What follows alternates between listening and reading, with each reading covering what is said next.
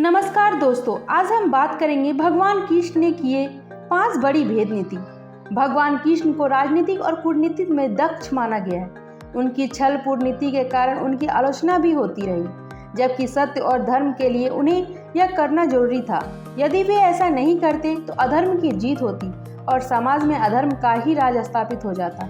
वैसे तो श्री कृष्ण द्वारा किए गई छल या कहे कि कूटनीति के किस्से महाभारत में भरे पड़े हैं, लेकिन कुछ ऐसी नीति थी जिसको लेकर आज तक श्री कृष्ण आलोचना की होती है। तो आइए जानते हैं इस बारे में हमारे चैनल शाह भक्ति क्लब पर।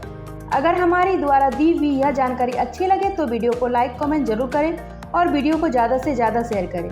तो आइए आज का टॉपिक शुरू करते हैं। बर्बरिक दुनिया का सर्वश्रेष्ठ धनुर्धर थे।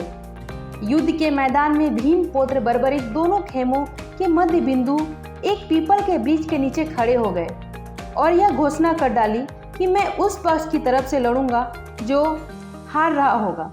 भीम के पौत्र बर्बरिक के समक्ष जब अर्जुन तथा भगवान श्री कृष्ण उसकी वीरता का चमत्कार देखने के लिए उपस्थित हुए, तब बर्बरिक ने अपनी वीरता का छोटा सा नमूना मात्र ही दिखाया। कृष्ण ने कहा कि यह जो वृक्ष है इसके सारे पत्ते को एक ही तीर से छेद दो तो मैं मान जाऊंगा। बर्बरिक ने आज्ञा लेकर तीर को वृक्ष की ओर छोड़ दिया। जब तीर एक एक कर सारे पत्तों को छेदता जा रहा था, उसी दौरान एक पत्ता टूटकर नीचे गिर पड़ा। कृष्ण ने उस पत्ते को यह सोचकर पैर के नीचे रख कर छुपा लिया कि यह छेद होने से बच जाएगा, लेकिन सभी पत्तों को छेदता हुआ वह तीर कृष्ण के पैरों के पास आकर रुक गया। तब बर्बरिक ने कहा, प्रभु, आपके पैर के नीचे एक पत्ता दबा है, कृपया पैर हटा लीजिए, क्योंकि मैंने तीर को सिर्फ पत्तों को छेदने की आज्ञा रखी है, आपके पैर को छेदने की नहीं। उसके इस चमत्कार को देखकर कृष्ण चिंतित हो गए। भगवान श्री कृष्ण यह बात जानते थे कि बर्बरिक प्रतिज्ञावश हारने वाले का साथ देगा। यदि कौरव हारते हुए नजर आए तो फिर पांडव के लिए संकट खड़ा हो जाएगा, और यदि जब पांडव बर्बरिक के सामने हारते नजर आए तो फिर पांडवों का साथ देगा। इस तरह वह दोनों और की सेना को एक ही तीर में खत्म कर देगा। तब भगवान श्री कृष्ण ब्राह्मण का भेष बनकर सुबह बर्बरिक के शिविर में के द्वार पर पहुंच गए और दान मांगने लगे। बर्बरिक ने कहा, मांगो ब्राह्मण, क्या चाहिए? ब्राह्मण रूपी कृष्ण ने कहा कि तुम दे नहीं सकोगे। लेकिन बर्बरिक कृष्ण के जाल में फंस गए और कृष्ण ने उससे उसका शीश मांग लिया। बर्बरिक द्वारा अपने पितामह पांडवों की विजय हेतु स्वेच्छा के साथ शीश दान कर दिया। बर्बरिक के इस बलिदान को देखकर दान के पश्चात श्री कृष्ण ने बर्बरिक को कलयुग में स्वयं के नाम से पूजित होने का वर दिया। आज बर्बरिक को खाटू श्याम के नाम से पूजा जाता है। जहां कृष्ण ने उसका शीश रखा था उस स्थान का नाम खाटू है। कर्ण। महाभारत युद्ध में कर्ण सबसे शक्तिशाली योद्धा माने जाते थे। वह दुर्योधन अर्थात कौरव की ओर से लड़ रहे थे। कर्ण को किस तरह से काबू में रखा जाए यह कृष्ण के लिए भी चिंता का विषय हो चला था। लेकिन कर्ण दानवीर था, नैतिक और संयमशील व्यक्ति थे। ये तीनों ही बातों उनके विपरीत पड़ गई। कैसे भगवान कृष्ण यह भली भांति जानते थे कि जब तक कर्ण के पास उसका कवच और कुंडल है तब तक उसे कोई नहीं मार सकता। ऐसे में अर्जुन की सुरक्षा की कोई गारंटी नहीं। उधर देवराज इंद्र भी चिंतित थे, क्योंकि अर्जुन उनका पुत्र था। भगवान कृष्ण और देवराज इंद्र दोनों जानते थे कि जब तक कर्ण के पास पैदाइशी कवच और कुंडल है वह युद्ध में अजय रहेगा। तब कृष्ण ने देवराज इंद्र को एक उपाय बताया और फिर देवराज इंद्र एक ब्राह्मण के वेश में पहुंच गए। कर्ण के द्वार देवराज में भी सभी के साथ लाइन में खड़े हो गए। कर्ण सभी को कुछ न कुछ दान देते जा रहे थे। बाद में जब देवराज का नंबर आया तो दानी कर्ण ने पूछा, विप्रवर्ग, आज्ञा कीजिए, किस वस्तु की अभिलाषा लेकर आए हैं? विप्र बने इंद्र ने कहा, हे महाराज, मैं बहुत दूर से आपकी प्रसिद्धि सुनकर आया हूँ। कहते हैं कि आप जैसा दानी तो इस धरा पर दूसरा कोई नहीं है, तो मुझे आशा ही नहीं विश्वास है कि मेरी इच्छित वस्तु तो मुझे अवश्य आप देंगे। फिर भी मन में कोई शंका ना रखे, इसलिए आप संकल्प कर ले, तभी मैं आपसे मांगूंगा, अन्यथा आप कहे तो मैं खाली हाथ चला जाता हूँ। तब ब्राह्मण के भेष में इंद्र ने और भी विनम्रता पूर्वक कहा, नहीं नहीं राजन, आपके प्राण की कामना हम नहीं करते हैं। बस हमें इच्छित वस्तु मिल जाए तो हमें आत्म शांति मिलेंगे। पहले आप प्रण कर ले तो ही मैं आपसे दान मांगूंगा। कर्ण ने तेज में आकर जल हाथ में लेकर कहा, हम प्रण करते हैं विप्रवर, अब तुरंत मांगिए। तब इंद्र ने कहा, राजन, आपके शरीर के कवच और कुंडल हमें दान स्वरूप चाहिए। एक पल के लिए सन्नाटा छा गया। कर्ण ने इंद्र की आंखों में झांका और फिर दानवीर कर्ण ने बिना एक क्षण भी गवाए अपने कवच और कुंडल अपने शरीर से खंजर की सहायता से अलग किए और ब्राह्मण को सौंप दिए। इंद्र ने तुरंत वहां से दौड़ ही लगाया और दूर खड़े रथ पर सवार होकर भाग गए, इसलिए कि कहीं उनका राज खुलने के बाद कर्ण बदल ना जाए। कुछ मिल जाकर इंद्र का रथ नीचे उतरकर भूमि में फंस गया। तभी आकाशवाणी हुई, देवराज इंद्र, तुमने बड़ा पाप किया है। अपने पुत्र अर्जुन की जान बचाने के लिए तूने छल पूर्वक कर्ण की जान खतरे में डाल दी है। अब यह रथ यहीं धंसा रहेगा और तू भी यहीं धंस जाएगा। तब इंद्र ने आकाशवाणी से पूछा, इससे बचने का उपाय क्या है? तब आकाशवाणी ने कहा, अब तुम्हें दान दी गई वस्तु के बदले बराबरी की कोई वस्तु देनी होगी। इंद्र क्या करते, उन्होंने यह मंजूर कर लिया। तब वे फिर से कर्ण के पास गए, लेकिन इस बार ब्राह्मण के वेश में नहीं। कर्ण ने उन्हें आता देखकर कहा, देवराज, आदेश करिए, और क्या चाहिए? इंद्र ने झेमते हुए कहा, हे दानवीर कर्ण, अब ये याचक नहीं बल्कि आपको कुछ देना चाहता हूँ। कवच कुंडल को छोड़कर मांग लीजिए, आपको कुछ भी मांगना हो।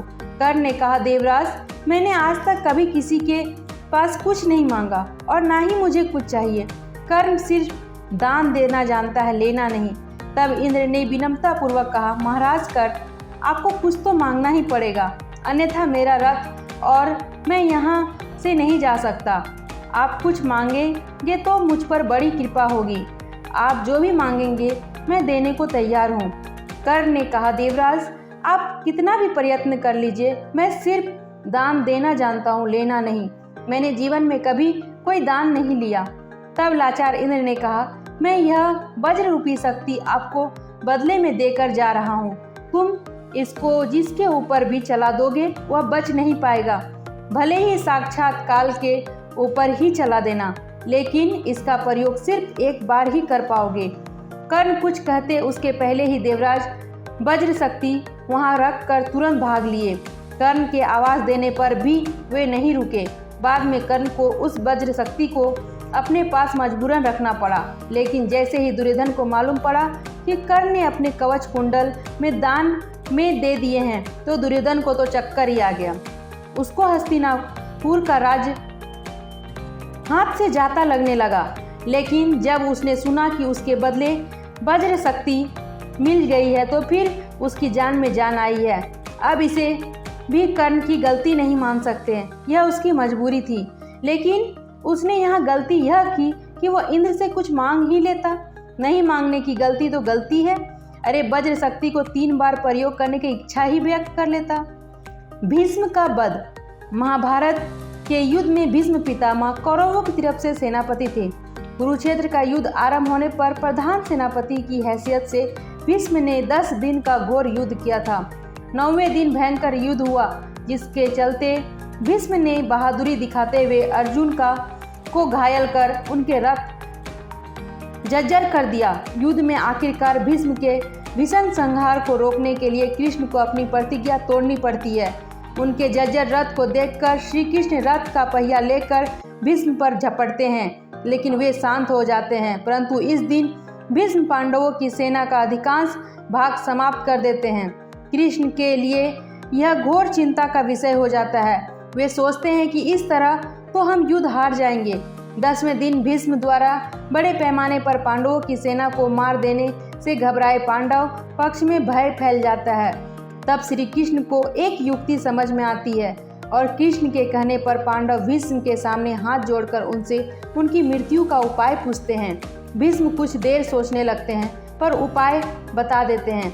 10वें ही दिन इच्छा मृत्यु प्राप्त भीष्म द्वारा अपनी मृत्यु का रहस्य बता देने के बाद इसके बाद भीष्म पांचाल तथा मत्स्य सेना का भयंकर संहार कर देते हैं। फिर पांडव पक्ष युद्ध क्षेत्र में भीष्म के सामने शिखंडी को युद्ध करने के लिए लगा देते हैं। युद्ध क्षेत्र में शिखंडी को सामने जटा देखकर भीष्म अपने अस्त्र त्याग देते हैं और मौके का फायदा उठाकर कृष्ण के इशारे पर बड़े ही बेमन से अर्जुन ने अपने बाणों को भीष्म को छेद दिया। भीष्म बाणों की सरियां पर लेट जाते हैं। दरअसल भीष्म ने अपनी मृत्यु का रहस्य यह बताया था कि वे किसी नपुंसक व्यक्ति के समक्ष हथियार नहीं उठाएगा। इसी दौरान उन्हें मारा जा सकता है। इस नीति के तरह युद्ध में भीष्म के सामने शिखंडी को उतारा जाता है। भीष्म को अर्जुन तीरों से छेद देते हैं। वे कराहते हुए नीचे गिर पड़ते हैं। द्रोण का वध। भीष्म के सरसैया पर लेटने के बाद 11वें दिन युद्ध में कर्ण के कहने पर द्रोण सेनापति बनाए जाते हैं। अश्वत्थामा के पिता द्रोण की संहार शक्ति के बढ़ते जाने से पांडवों के खेमे में दहशत फैल जाती है।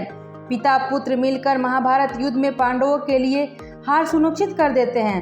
पांडवों की हार को देखकर श्री कृष्ण ने युधिष्ठिर से भेद का सहारा लेने को कहा। इस योजना के तहत युद्ध में यह बात फैला दी गई कि अश्वत्थामा मारा गया, लेकिन युधिष्ठिर झूठ बोलने को तैयार नहीं था। तब अवंतीराज के अश्वत्थामा नामक हाथी का भीम द्वारा वध कर दिया गया। इसके बाद युद्ध में यह बात फैला दी गई कि अश्वत्थामा मारा गया। जब गुरु द्रोणाचार्य ने धर्मराज युधिष्ठिर से अश्वत्थामा की सत्यता जाननी चाहिए तो उन्होंने जवाब दिया, अश्वत्थामा मारा गया। परंतु हाथी श्री कृष्ण ने उसी समय शंख नाद किया, जिसके शोर के चलते गुरु द्रोणाचार्य आखिरी शब्द हाथी सुन नहीं पाए और उन्होंने समझा कि मेरा पुत्र मारा गया। यह सुनकर उन्होंने शस्त्र त्याग दिए और युद्ध भूमि में आंखें बंद कर शोक में डूब गए। यही मौका था कि जबकि द्रोणाचार्य को निहत्था जानकर द्रौपदी के भाई धृष्टद्युम्न ने तलवार से उनका सिर काट डाला। कर्ण का वध। द्रोण के बाद कर्ण को सेनापति बनाया जाता है। कृष्ण की नीति के तहत दुर्योधन को कर्ण के समक्ष घटोत्कच को उनके सामने उतारा जाता है। घटोत्कच से घबराकर दुर्योधन कर्ण से इंद्र द्वारा दिया गया अमोघ अस्त्र चलाने का कहता है। कर्ण इसके लिए तैयार नहीं होते हैं।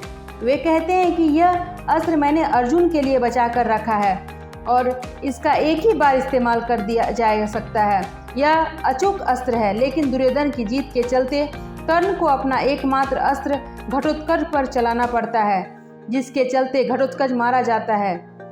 युद्ध के 17वें दिन शल्य को कर्ण का सारथी बनाया गया। इस दिन कर्ण भीम और युधिष्ठिर को हराकर कुंती को दिए वचन को स्मरण कर उनके प्राण नहीं लेता है। बाद में वह अर्जुन से युद्ध करने लग जाता है। कर्ण तथा अर्जुन के मध्य भयंकर युद्ध होता है। कर्ण के रथ का पहिया धंसने पर श्री कृष्ण के इशारे पर अर्जुन द्वारा असहाय अवस्था में कर्ण का वध कर दिया जाता है। इसके बाद कौरव अपना उत्साह हार बैठते हैं। उनका मनोबल टूट जाता है। फिर शल्यधन प्रधान सेनापति बनाए गए, परंतु उनको भी युधिष्ठिर दिन के अंत में मार देते हैं। इस तरह संपूर्ण युद्ध में भगवान श्री कृष्ण की भेद नीति के चलते हार का सामना कर हरे रहे पांडव का युद्ध जीत जाते हैं। अगर आप सबको हमारी दी हुई जानकारी अच्छी लगे तो हमारे वीडियो को ज़्यादा से ज़्यादा शेयर करें। कृपया अपने किसी भी तरह के सुझाव अथवा विचारों को हमारे साथ अवश्य शेयर करें।